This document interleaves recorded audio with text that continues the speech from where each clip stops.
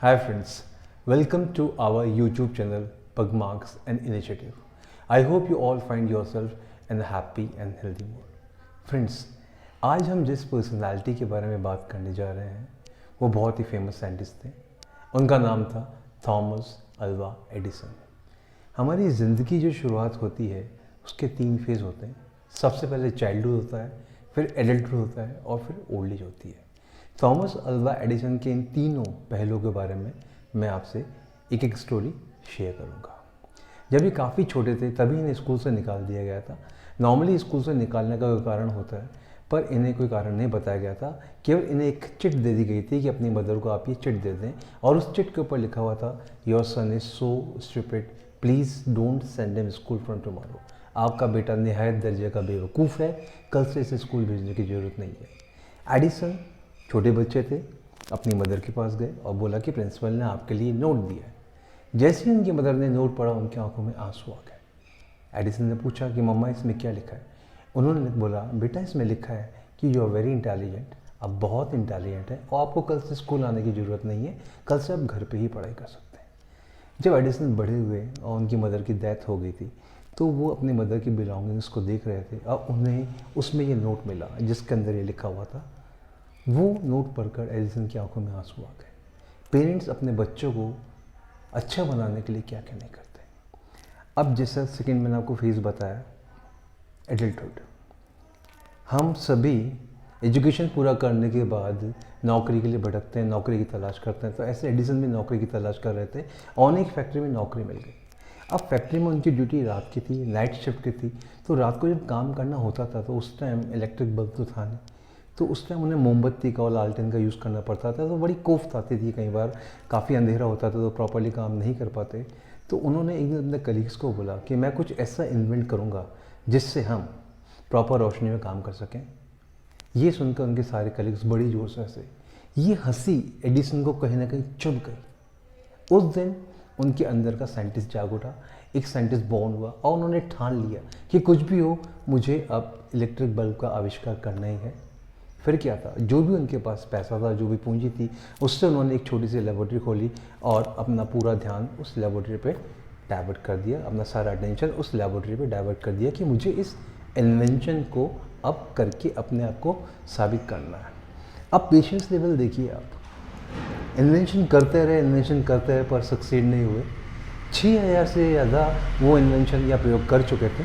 तब उनके बेटे ने उनके पास आकर कहा कि पापा इतने समय से आप इन्वेंशन कर रहे हैं और मुझे नहीं लगता कि आप इसमें सक्सीड हो पाएंगे। हमें क्या, किसी को भी नहीं लगता है कि आप इसमें सक्सीड हो पाएंगे।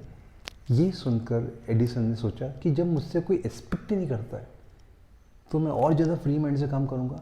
अब उन्होंने अपनी गलतियों पे फोकस करना शुरू करा। इससे पहले के एक्सपीरियंस पे वो लिखते ही नहीं थे कि वो क्या कर रहे हैं। अब उन्होंने थिंग्स को जॉट डाउन करना शुरू करा। 9999 टाइम्स वो फेल हुए, पर 10,000वें बार में उन्होंने बल्ब का आविष्कार कर दिया। अब पॉजिटिविटी देखिए, जब रिपोर्टर्स ने उनसे पूछा कि आपने बल्ब का आविष्कार किया है, अपने फेलियर्स के बारे में आप क्या बोलेंगे, तो उन्होंने बोला मैंने ज़िंदगी में कोई भी फेलियर फेस नहीं किया है। मैं 9999 वेज जानता हूँ जिनसे बल्ब नहीं बनाया जा सकता है। अब बात करते हैं उनकी ओल्ड एज की। जब 70 के अराउंड उनकी एज थी तो रात को एक दिन उनके घर पर फ़ोन आया कि आपकी फैक्ट्री में आग लग गई।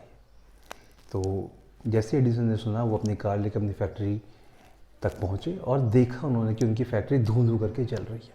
नॉर्मली कोई आदमी होगा तो वो गश खा के, सदमा खा के बेहोश होगा, गिर जाएगा, पर वो चुपचाप शांत स्वभाव से देखते रहे। उनका बेटा चार्ल्स भी उनके साथ था।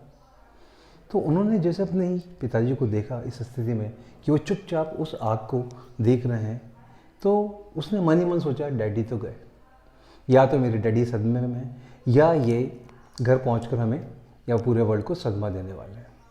कुछ ऐसा ही हुआ। एडिसन घर पहुंचे, नेक्स्ट डे रिपोर्टर्स ने उनको घेर लिया कि भाई कल आपकी फैक्ट्री जल के खाक हो गई, आपकी सारी पूंजी भी खत्म हो गई, अब आप क्या करेंगे, इस उम्र के पड़ाव पे आप क्या करेंगे। थॉमस एडिसन ने बड़ी शालीनता से उत्तर दिया कि कल मेरी फैक्ट्री की आग में मेरी जीवन की सारी गलतियां थी वो जल के नष्ट हो गई। नाउ आई स्टार्ट अफ्रेश, अब मैं नए सिरे से जीवन की शुरुआत करूंगा। दोस्तों, उनका बहुत ही फेमस कोट है, 1% इंस्पिरेशन एंड 99% रेस्पिरेशन। आपका जो मेहनत होती है उसमें 1% आपकी इंस्पिरेशन या प्रेरणा होती है और 99% आपका पसीना होता है।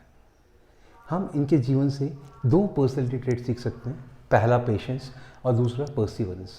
पेशेंस यानी इस शख्स में कितना धैर्य था, निरंतर काम करने की क्षमता थी, दैट इज़ पर्सिवरेंस। कभी ना हार मानने का attitude, never give up attitude. ये एटीट्यूड आपको सक्सेस की तरफ लेके जाता है। क्या आपको पता है, जब कोको कोला कंपनी लॉन्च हुई थी तो उन्होंने अपने प्रोडक्शन ईयर में पहले साल में केवल 25 बॉटल्स बेची थी, पर आज वो वर्ल्ड की मानी हुई सॉफ्ट ड्रिंक कंपनी है। उस समय अगर वो हार मान लेते तो शायद आज वो सबसे बड़ी कंपनी नहीं होती। एंथ में मैं आपको यही कहना चाहूँगा कि आप सभी अपना बहुत ध्यान रखिए। और जी टीवी के जो एंकर हैं रजत शर्मा, उनकी बात से मैं ये वीडियो समाप्त करना चाहूँगा। उन्होंने एक बहुत अच्छी चीज़ बोली है, ज़िंदगी से हाथ धोने से तो अच्छा है कि बार बार आप अपने हाथों को धो लें, और दुनिया से दूर जाने से अच्छा है कि आप थोड़े दिन समाज से दूर रह रहे हैं, ऑफिस से दूर रह रहे हैं। तो दोस्तों, घर में रहिए, सुरक्षित रहिए, इसी आशा के साथ कि आप अपना बहुत बहुत ख्याल रखेंगे। मैं आपसे विदा लेता हूँ। Thank you very much. God bless.